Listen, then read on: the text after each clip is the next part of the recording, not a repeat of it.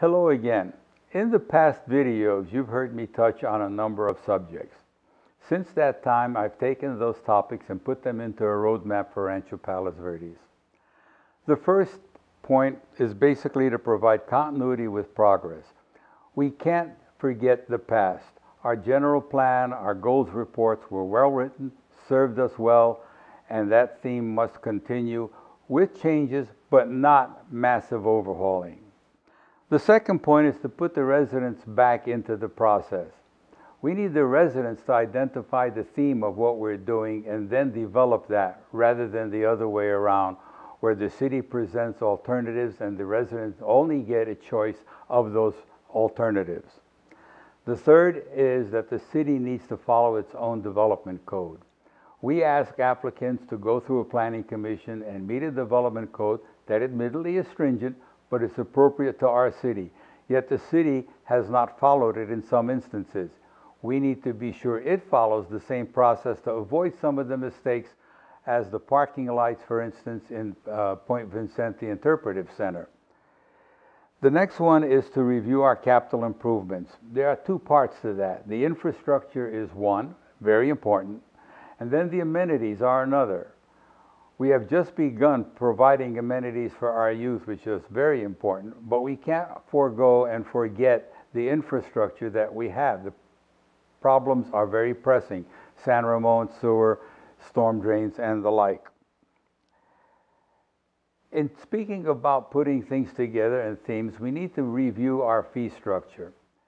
As I understand it now, our process for fees is pretty much the same regardless of the size of the project, whether it's an individual or a large commercial applicant. That ends up with fees for the smaller inputs being excessive.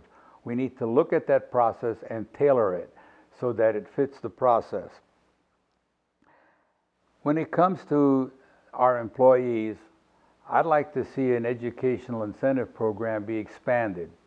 We can put down all the types of skills that we need, take advantage of a lot of our employees who have bachelor's and master's degree in urban planning, and have them do that planning for us with the themes that have been identified before. This can avoid an awful lot of consultant fees that are quite expensive and I believe give more satisfaction to the employees.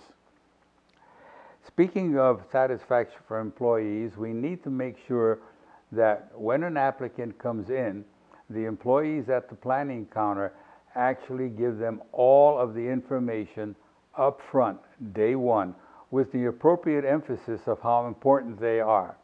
We can then avoid false starts and efforts that go on for some time and end up being abandoned and wasting not only the applicant's money, but city resources as well.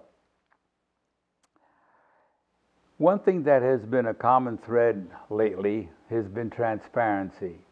Council and employee salaries and compensation have been a very, very big issue. Currently, the city presents all that information basically with the state controller's format. It's complete as far as it goes, but it takes understanding the payroll and the taxing codes to be able to interpret it.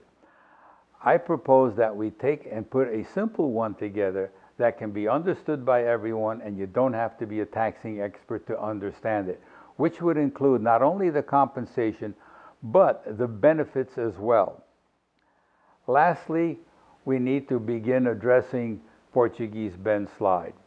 We can't wait until it becomes an imminent disaster, much like San Ramon has.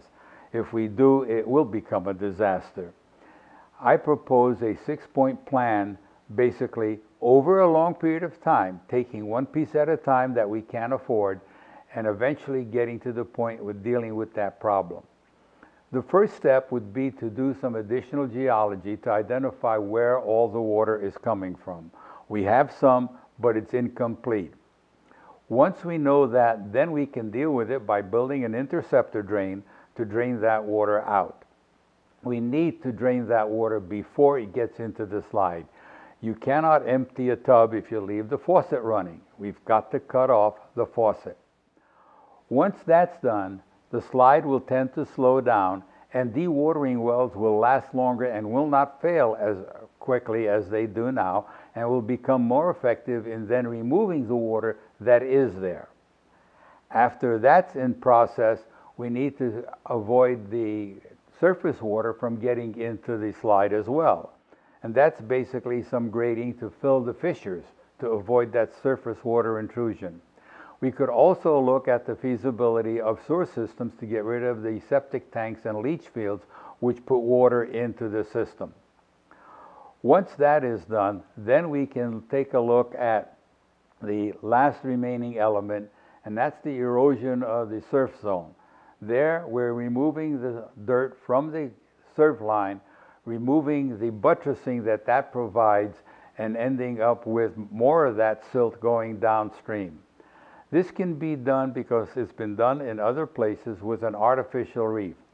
A simple reef, nothing more than old tires and anchor chain laid in a pattern that in about 8 years would be covered with coral and would absorb the energy of the incoming waves so that you wouldn't get that same level of erosion. But rather than having a breakwater, this particular artificial reef would still provide fresh water to maintain the tide pools and those kinds of resources. Once the artificial reef is complete, then we can relocate PV Drive South, hopefully for the last time. Those are the 9 steps that I think we can take for the roadmap to Rancho Palos Verdes.